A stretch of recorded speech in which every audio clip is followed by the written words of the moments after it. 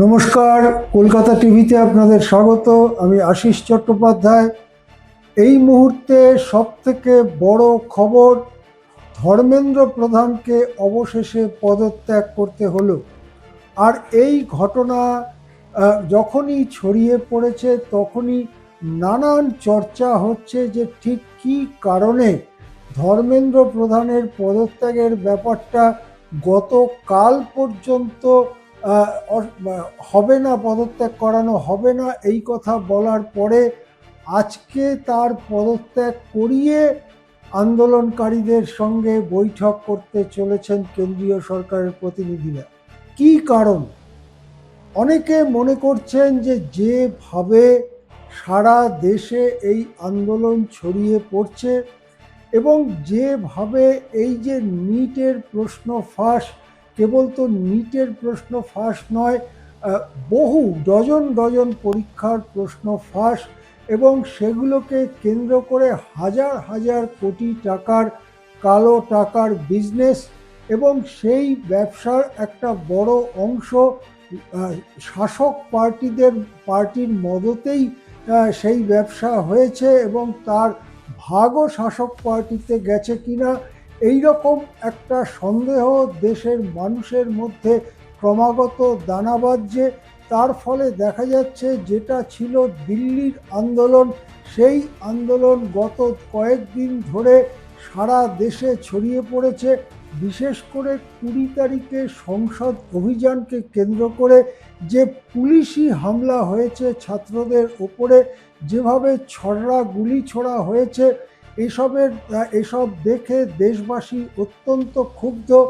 আজকে জানা যাচ্ছে যে কেবল বিহারের বিভিন্ন শহরেই নয়, সুরাত, ঔরঙ্গাবাদের মতো শহরেও এটা নিয়ে বিক্ষোভ দানা বাঁধছে এবং পুলিশের সাথে তাদের রাস্তায় একটা ধাক্কাধাক্কি পরিস্থিতি তৈরি হয়েছে। গতকাল কলকাতাতেও বিরাট ছাত্র জমায়েত হয়েছে। অর্থাৎ এক কথায় বলা যেতে পারে যে কেন্দ্র এটা বুঝছিল যে সারা দেশ জুড়ে একটা কেন্দ্র বিরোধী মনোভাব তৈরি হচ্ছে। এখন যেটাকে অনেক সময় মিডিয়ার ভাষায় বলা হয় জেন জি, এদের হয়তো সকলে এখনো ভোটাধিকারও পায়নি, হয়তো অনেকের বয়স 18 বছরেরও কম, কিন্তু এরা যে একটা সরকারকে বদলে দিতে পারে তার একটার পর একটা নিদর্শন কিন্তু ভারতের চারপাশে আমরা দেখেছি। আমরা বাংলাদেশ দেখেছি, আমরা নেপাল দেখেছি, আমরা সিংহল দেখেছি, আমরা দেখেছি কিভাবে একটা আন্দোলন কয়েকদিনের মধ্যে সরকারকে একেবারে বিকল করে দিতে পারে, এমনকি দেশের প্রধানমন্ত্রীকে দেশ ছেড়ে পালাতে হচ্ছে, এই রকম ঘটনাও আমরা দেখেছে কিন্তু এদেশের শাসক পক্ষ। সেই জন্যে তারা এই যে তরুণ সমাজ, তরুণীদের মধ্যে যে তীব্র বিক্ষোভ, সেই বিক্ষোভকে আর বেশি বাড়তে না দেওয়ার পক্ষেই চলে গিয়েছিলেন বলে মনে করা হয়। তবে যেটা মনে হচ্ছে যে এই ব্যাপারে শেষ যে ওজনটা চেপেছে এই সিদ্ধান্তের পক্ষে, সেটা হচ্ছে আরএসএসের মোহন ভাগবত, প্রধান নেতা মোহন ভাগবত, তিনি কিন্তু ঐক্যমতের ভিত্তিতেই সমস্যার সমাধানের কথা বলেছেন। আরএসএস যখন প্রকাশ্য বিবৃতি দিয়ে এই কথা বলল, তখন কিন্তু কেন তাকে প্রকাশ্যে এই কথা বলতে হলো তা নিয়ে চর্চা হয়েছে।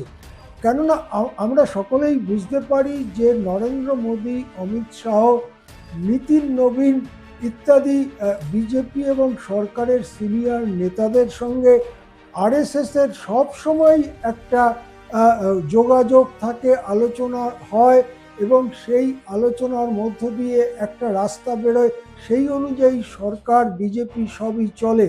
তাহলে কেন মোহন ভাগবতকে প্রকাশ্যে এই কথা বলতে হলো? মনে করা হচ্ছে যে মোহন ভাগবত এই কথা বলার কারণ হচ্ছে যে আরএসএস চাইছিল আন্দোলনকারীদের সঙ্গে একটা মীমাংসা, সম্ভবত সরকার রাজি হচ্ছিল না।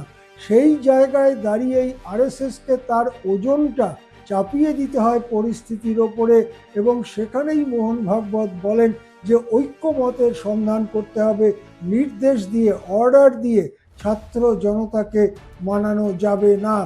এই কথা প্রকাশ্যে আসবার পরেই বিজেপির অন্দরে ভারসাম্যের পরিবর্তন ঘটে।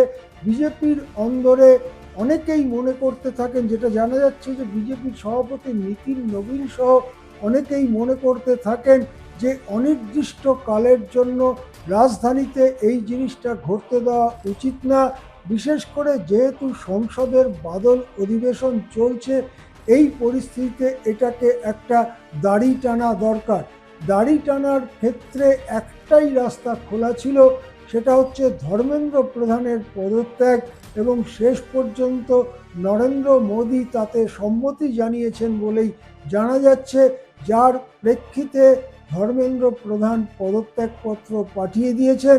সেই পদত্যাগপত্র যেহেতু সকলের মধ্যে ঐক্যমতের ভিত্তিতেই শাসক দলে এই জিনিসটা ঘটেছে, ফলে পদত্যাগপত্র গৃহীত হওয়া এখন সময়ের অপেক্ষা। এবং এর মধ্যে দিয়ে সিজেপির কাছে এখন যে প্রশ্ন এলো, সেটা হচ্ছে সিজেপি কি করবে।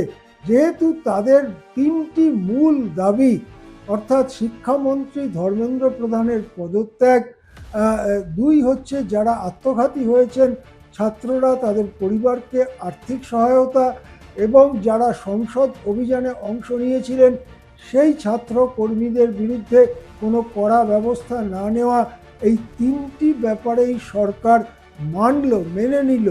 এই পরিস্থিতিতে ককরোচ জনতা পার্টির পক্ষে আন্দোলন প্রত্যাহার করা ছাড়া অন্য কোনো রাস্তা নেই, কেননা তাদের আন্দোলনে বিজয় হয়েছে। এখন সেটা আজকেও হতে পারে, অথবা আগামীকাল কোনো বিজয় উৎসব বা বিজয় সভার মধ্য দিয়ে তারা যন্তর মন্তর ছেড়ে চলে যেতে পারেন। কিন্তু এটা অবশ্যই বলার দরকার যে ছাত্র আন্দোলনের এই বিজয় দেখিয়ে দিল যে দৃঢ় এবং ঐক্যবদ্ধ থাকতে পারলে নরেন্দ্র মোদীর সরকারকেও মাথা নোয়ানো যায়। এবং এই ছাত্র আন্দোলন কিন্তু দেশের ইতিহাসে একটা বড় উদাহরণ তৈরি করলো যে কিভাবে একটা ঐক্যবদ্ধ আন্দোলন, তার সঙ্গে সোনম ওয়াংচুকের অনশন, তার সঙ্গে বলিউডের তারকারা পথে নামলেন এই আন্দোলনকারীদের সঙ্গে, বিশিষ্ট ব্যক্তিরা পথে নামলেন, তার মধ্য দিয়ে এই বিজয় অর্জিত হলো। এটা কিন্তু দেশের ইতিহাসে, বিশেষ করে নরেন্দ্র মোদী প্রধানমন্ত্রীত্বের যে 12 বছর, তার মধ্যে একটি মাইল ফলক আন্দোলন হিসেবেই থাকবে।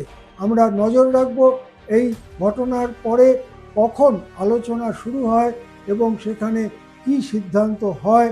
আপনারাও দেখতে থাকুন কলকাতা টিভি।